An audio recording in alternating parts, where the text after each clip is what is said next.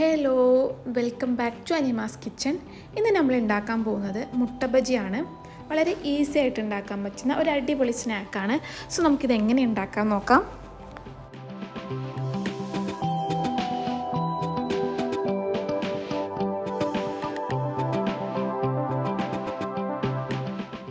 ഇനി നമുക്ക് മുട്ട ബജിക്കുള്ള മാവ് പ്രിപ്പയർ ചെയ്യാം.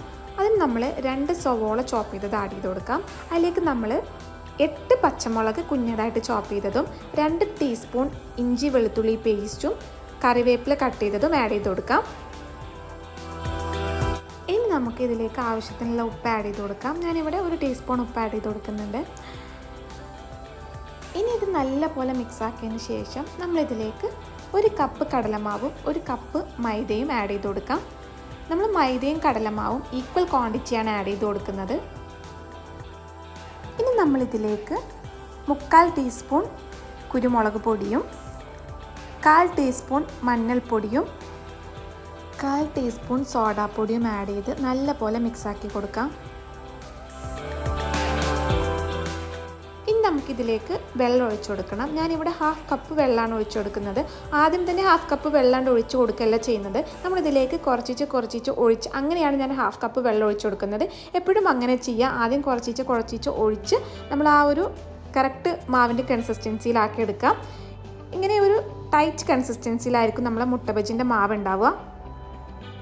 ഇനി നമുക്ക് ഈ മാവ് അരമണിക്കൂർ റെസ്റ്റ് ചെയ്യാൻ വെക്കാം.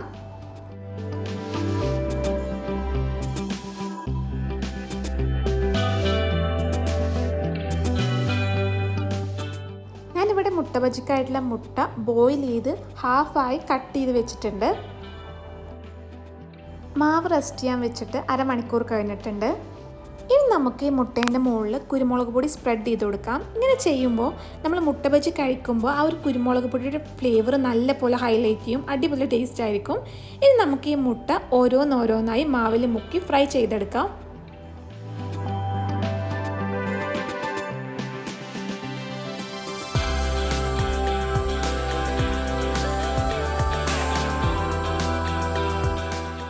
ഓരോ മുട്ടയും ഇതുപോലെ മാവിൽ മുക്കി നല്ല ചൂടായ എണ്ണയിലേക്ക് ഇട്ട് കൊടുക്കാം. നല്ലപോലെ ചൂടായതിന് ശേഷം മാത്രം ഇട്ട് കൊടുക്കാം.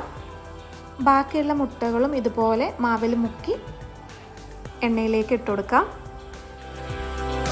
ഇതിൻ്റെ കളർ ഒരു ലൈറ്റ് ബ്രൗൺ കളറാകുമ്പോൾ നമുക്ക് എണ്ണയിൽ നിന്ന് കോരി മാറ്റാം.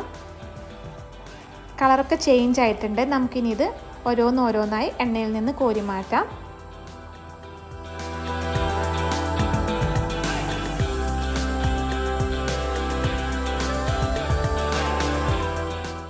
അങ്ങനെ നമ്മുടെ മുട്ട ബജി റെഡി ആയിട്ടുണ്ട്. വളരെ ഈസി ആയിട്ട് ഉണ്ടാക്കാൻ പറ്റുന്ന ഒരു സൂപ്പർ സ്നാക്കാണ്. നിങ്ങൾക്ക് എൻ്റെ വീഡിയോ ഇഷ്ടപ്പെട്ടെന്ന് വിശ്വസിക്കുന്നു. ഇഷ്ടപ്പെട്ടതിനാൽ സബ്സ്ക്രൈബ് ചെയ്യാൻ മറക്കരുത്. നെക്സ്റ്റ് വീഡിയോ കാണുന്നവരേക്കും ബൈ.